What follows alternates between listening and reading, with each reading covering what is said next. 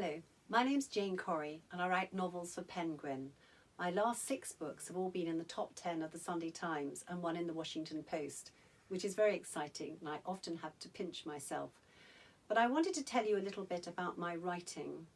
I went from magazine journalism to working as a writer in residence of a high security male prison.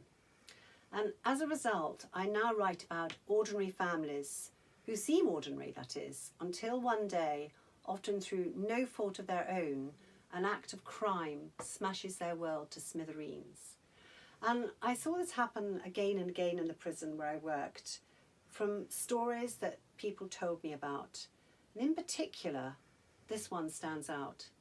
A young man came up to me and said that he wanted to tell me what he'd done. And I said, no, please don't, because actually I knew from experience it was easier to work with someone if you didn't know what horrific crime they'd committed.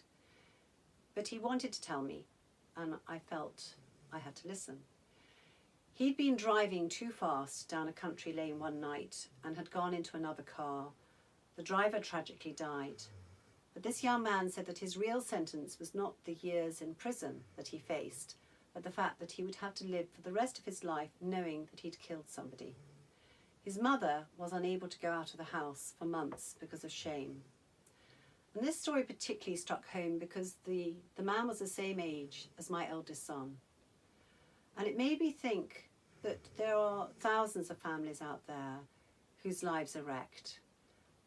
And I wanted to write about them because I also want to bring into it that extraordinary mixture of courage and love and warmth which can go side by side with crime.